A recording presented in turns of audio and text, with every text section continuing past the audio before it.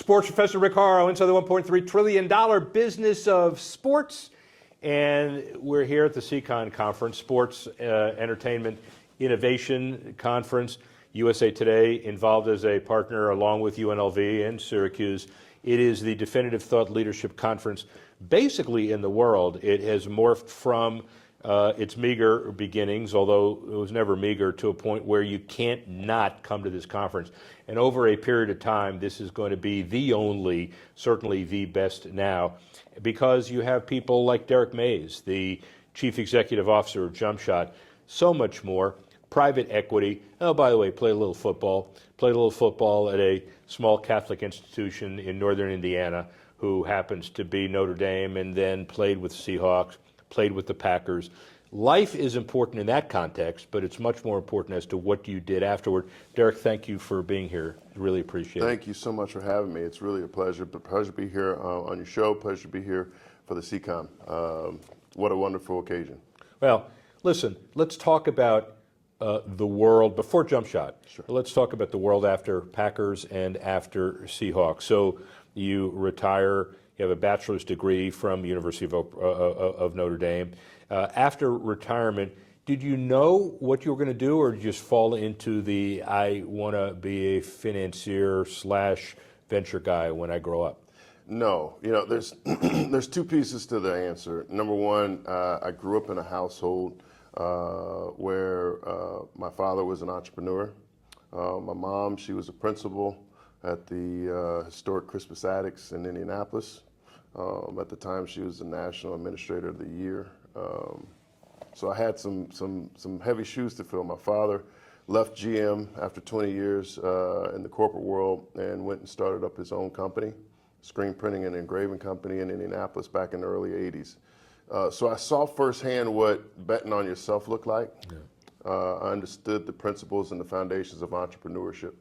So when I get to Notre Dame and sign my scholarship, at 18 years old, I realized I was pretty much a business and an entity from that point on moving forward. I got some good tutelage and knowledge at Notre Dame from Coach Holtz, who told us that football is a hiatus of your life. At some point you're going to have to get back on that path of your life once the game ends. And so I took that to heart. I knew that I only wanted to play 5 or 6 years. My goal was to be respected among my peers. Whatever came along with that, I'd be grateful for it. And so 6 years later, I had a successful NFL career, 2 teams, 1 legendary coach in Mike Holmgren, won a Super Bowl championship along the way, created some amazing relationships, but at the same time, I saw the writing on the wall for my next transition. I knew I wanted to play 5 or 6 years because I saw a lot of my older counterparts who played, and the longer you play, the further back in the starting blocks you are for the rest of your life when that hiatus is over. So one of the, I'd say, critical points in my professional career, I just re-signed a long-term free agent contract with Seattle. Mm-hmm. After an amazing playoff run, the first playoff run for the Seahawks in, I think, 20 years. So we put them back on the map, Coach Holmgren and I, coming from that Super Bowl championship team in Green Bay. But again, that Notre Dame education always had me curious about what's next. And Coach Holtz always told us that the resources you need in life are right under your nose. It's up to you to cultivate and maintain them. So I remember after I'd signed that contract, it was in the off season in around 2000. And I was working with my old classmate from Notre Dame who started up a company. It was an internet company. It was to allow students on campus the ability to sell their books to each other and communicate to each other. And this is in 1999, 2000, right around the time Facebook came What's around. it called? Sound like Facebook. Facts. It really did sound like Yeah, Facebook. right. And the premise of it was, and so I remember taking the business plan. I was the early seed investor. I invested in my friend's company. We took the business plan, and I remember sending it up to Paul Allen's office, who was the owner of the Seahawks. I got a call about a week later, and it was Coach Holmgren. He said, "Hey, come up to the office. I want to talk to you." I said, "Okay, great. Hey, what's up?" He said, "Yeah, I heard you sent this business plan up to Paul Allen's office. He got it." I said, "Oh, great, man. Can you tell me what he thinks about it, right?" He said, "No, Derrick, you don't understand.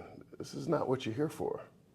Like, I've told you before back in Green Bay, you're too smart for your own good. Like, Paul wants you here to play football."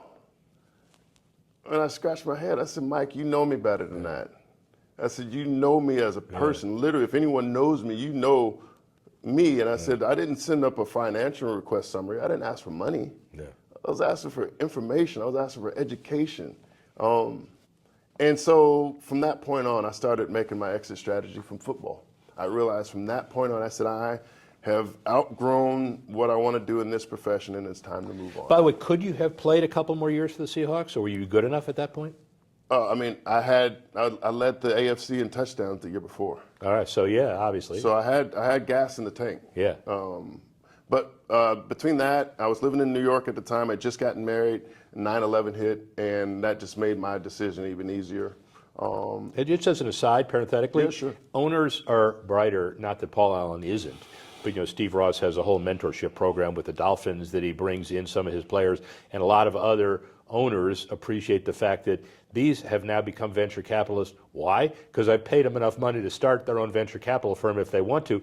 Some take advantage of it, most don't, but it's moving in that direction, you think? Listen, I know that I was ahead of my time, Yeah. and that's okay too. I'm working on a book. The working title is My Greatest Misses, and this is an example of it because my misses are so much more fascinating than any of the successes that I've had. By the way, like any entrepreneur. Yeah, Basically, like any other right? entrepreneur. So how did you start? Was this the beginning of Bonaventure Equity? No.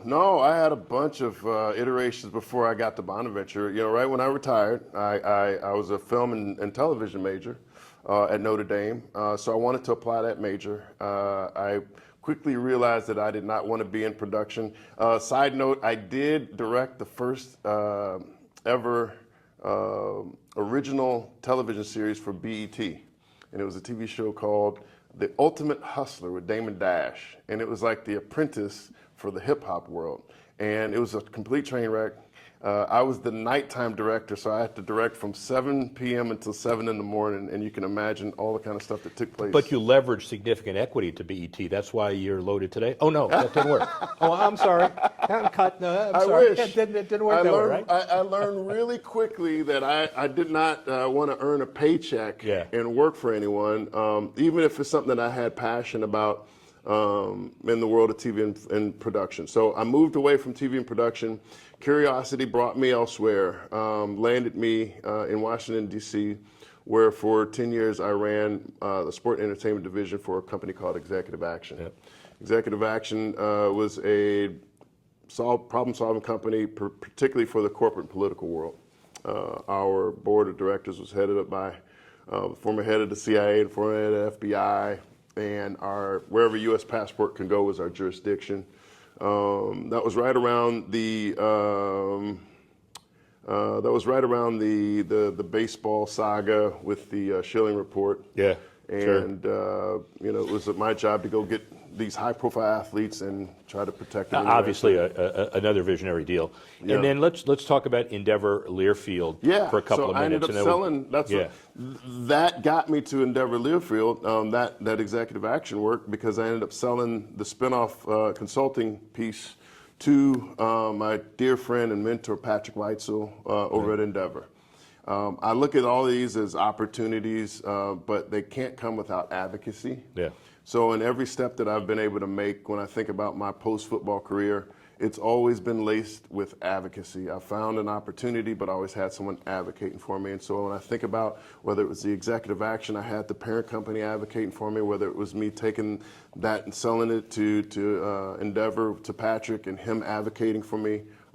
It's always been that case. And even to moving into Bonaventure Equity, where I got into the fund side of things and the venture capital, it was all based on an advocate. The CFO of Bonaventure was a Notre Dame guy and known me forever, and vouched for me and thought that I could bring my talents there. In the same time, I ended up joining the board of Patrick Industries back in 2018.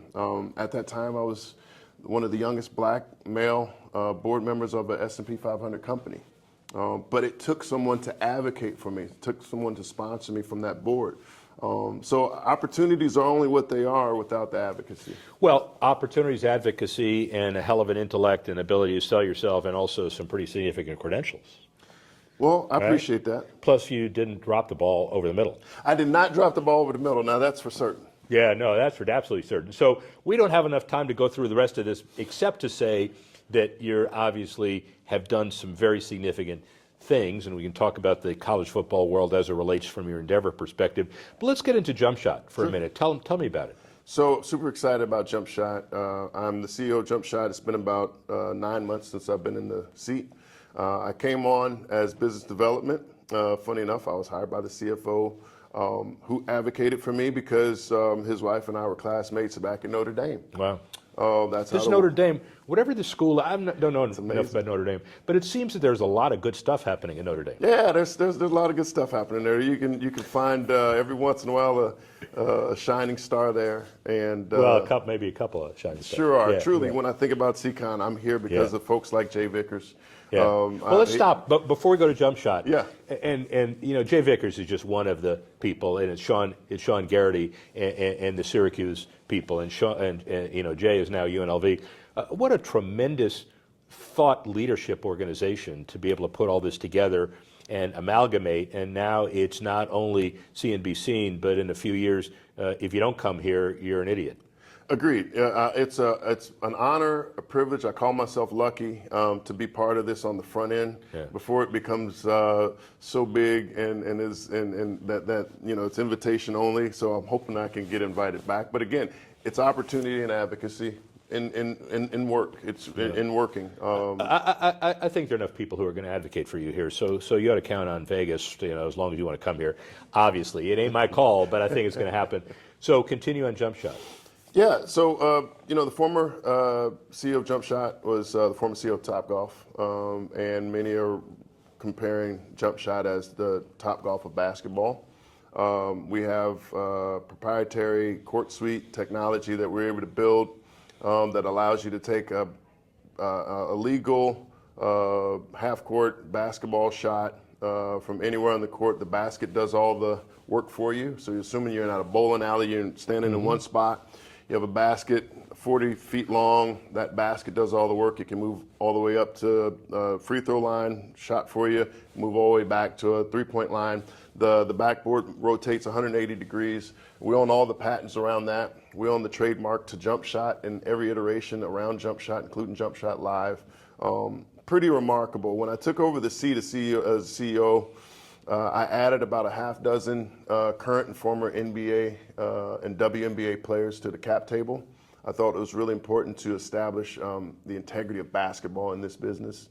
That's the only way it was going to work. I went to the PAs and through an olive branch to make sure that all of the union members had access to us for off-season internships, job shadowing, and dare I say, additional employment.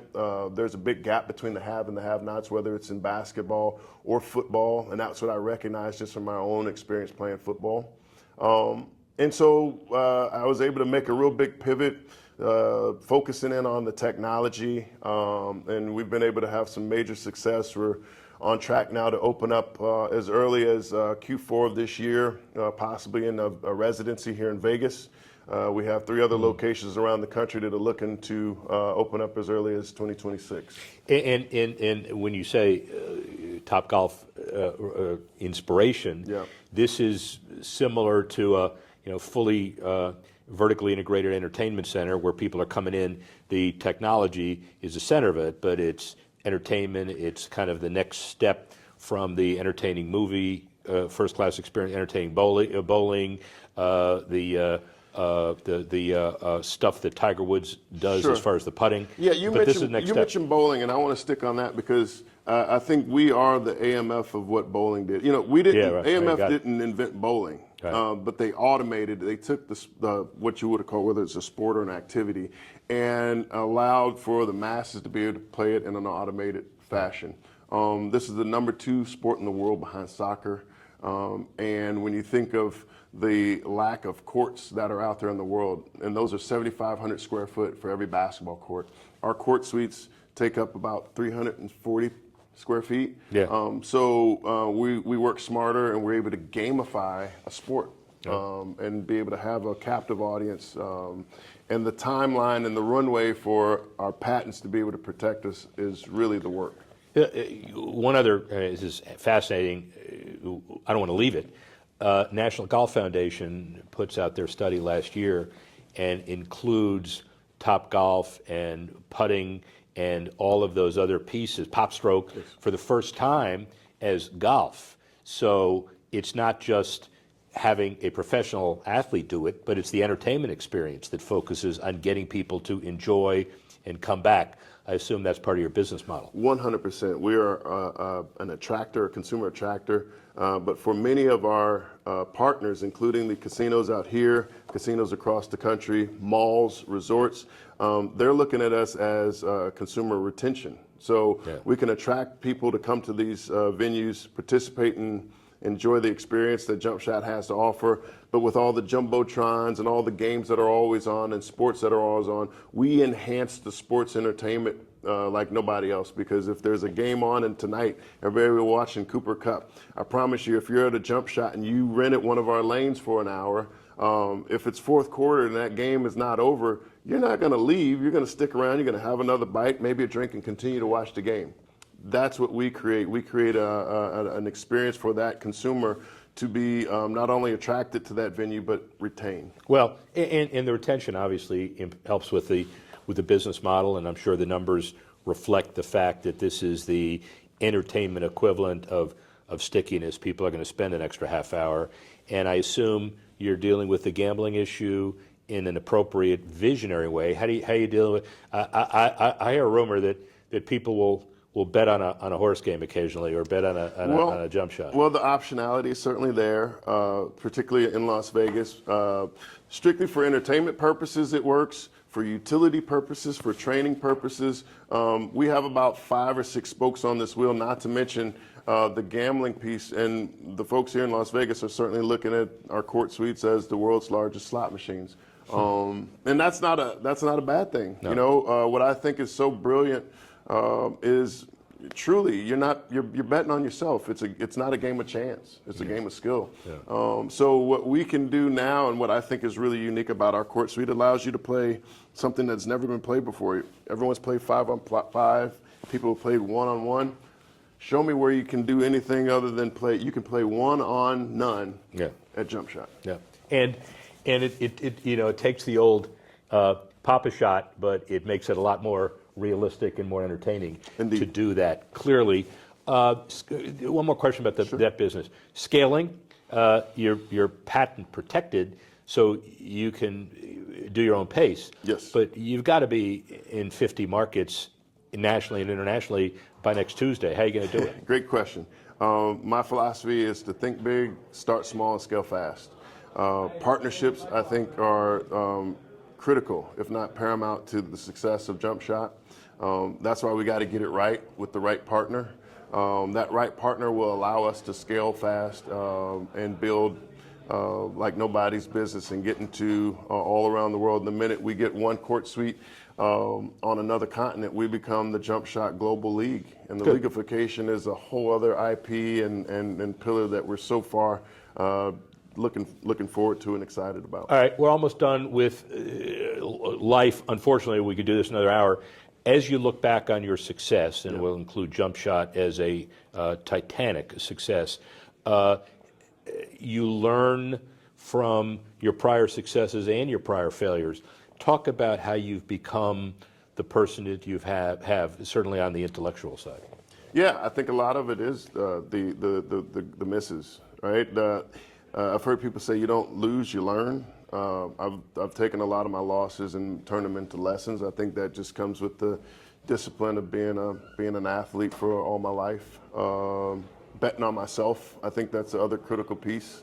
I've always been told that, you know, if you can't believe in yourself, how you expect the coach or your teammate to believe in you? So trusting that I'm enough, trusting that my team is enough, trusting that what we have in our circle is enough.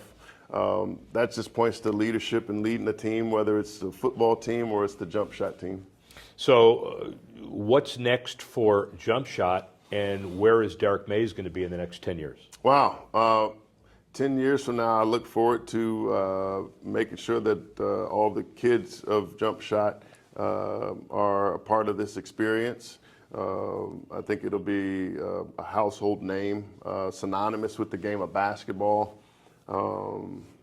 because we did all the work on the front end. And that's right now. We're in the middle of all that hard work, making the right decisions or the right partners to choose to open the market, be the first to market, prove the concept, and generate revenue. So I look forward to being in every major NBA city in 10 years with a global competitive league, leveling the playing field for basketball as if it's never been done before. Well, listen, I wish you luck on all of this, and obviously you don't need my luck, but I will tell you this is an amazing experience. One more question before you go. Are NFL players today, in your estimation, better,